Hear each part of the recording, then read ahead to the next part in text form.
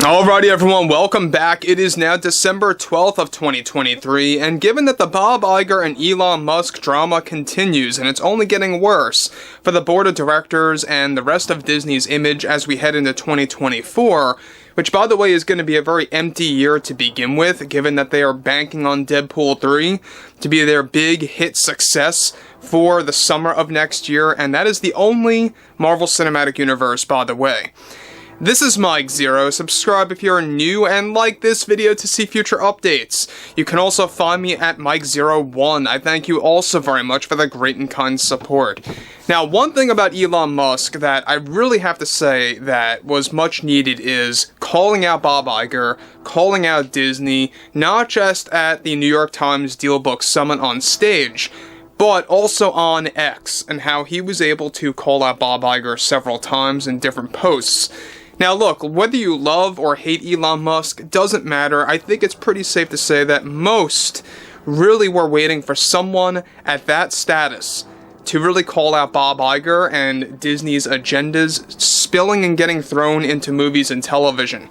Now, what's even all the more interesting has a lot to do with what Elon Musk recently caused over at Disney and why it's living proof that Disney has no clue what they're doing, that they're very frightened of the general public. They are truly scared about what's to come in 2024 and beyond. And I've said this before, and I'll say it again, 2025 is going to be a year full of box office disasters. We already know that Captain America 4 is going through a lot of failed test screenings, a lot of reshoots, rewrites, etc., etc., and Fantastic Four and Blade are not working either.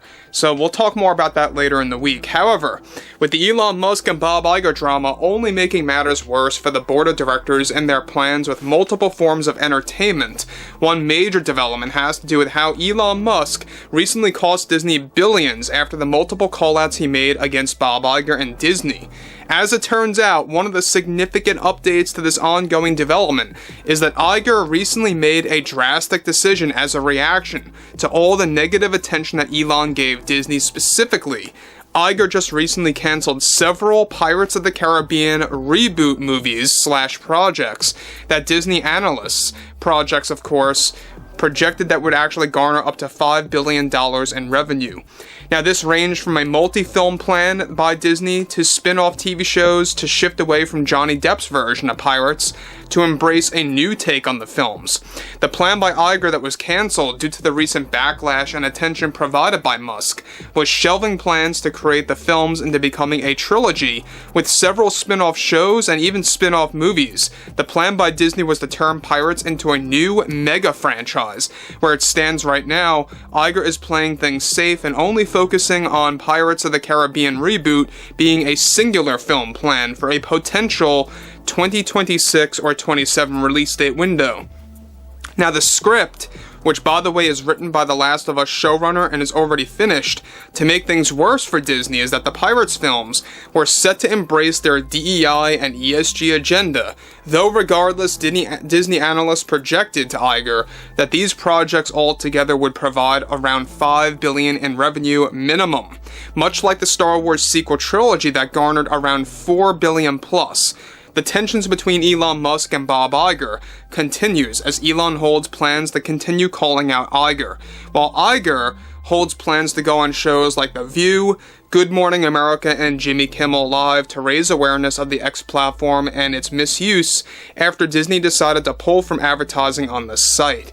Now guys, before I continue to the big conclusion here, we know that Bob Iger is one of the worst CEOs. In fact, I think he is the worst CEO. I think he outperforms Bob Chapek and dethroned him as the worst one.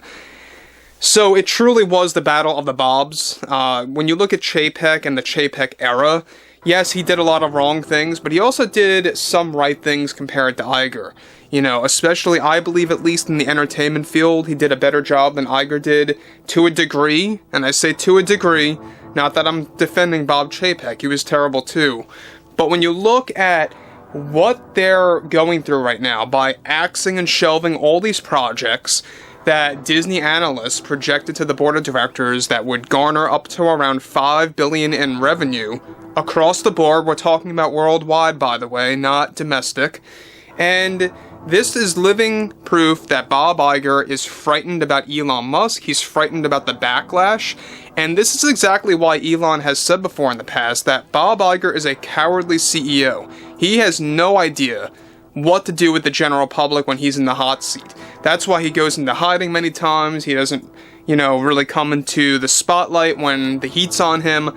And this is yet another example. So the fact that they are axing movies, shelving projects left and right, the same exact thing is happening with Star Wars, by the way. And they're going to be making more official announcements on that by January of 2024. We have a lot more to discuss about that.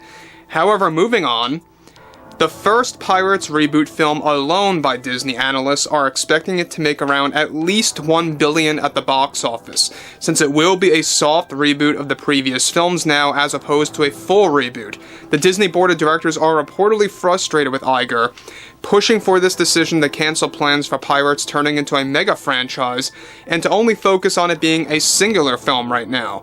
Even rewrites are being discussed to actually shift from it being a total reboot into a soft reboot instead, to continue the legacy of Captain Jack Sparrow without bringing back Johnny Depp.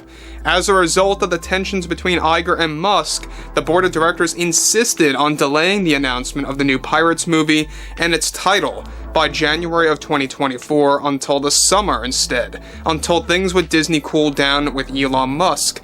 However, Elon holds no plans to back off on exposing both Iger and Disney with their agendas spilling into their entertainment, ranging from film and television. Now look, again, whether you love or hate Elon Musk, he has been openly clear that he is going to be relentless against Disney. He's not going to stop. Now, we already discussed how he plans to go on Joe Rogan's podcast and another podcast that's associated with the mainstream media. Again, we don't know exactly what podcast that one in particular is going to be. A lot of you have thought that maybe it's, going to be, someone that has a large enough following to the point where Elon can get full words out. But what's interesting about this, again, is the fact that Disney analysts either are completely wrong with their projections or they are truly on point and really projected this correctly. Now look, say what you will say about Disney. We already know that the Star Wars sequel trilogy movies, as much as a lot of people hate them and how much of a divide it created within the community, I myself don't like those movies in particular. They still made $4 billion at the worldwide box office. So these Pirates films, again, I don't really know if it really would have worked with everyone or every Pirates fan out there that's used to Johnny Depp. I don't feel these movies would even work to begin with without Johnny Depp. So if I were Bob Iger, I would axe the first film completely and not even embrace a singular film format, because I think it's only going to shift more fans away from Disney, to be honest with you. And we already know that they have plans to kind of fine-tune the Pirates of the Caribbean ride once this reboot drops in the coming years. We'll have more to talk about that too. So anyway, guys, drop a comment below, fill me in below in the comments what you all have to say about this, and if you guys did enjoy the content for today, make sure to drop a thumbs up on this video to support the channel, and I will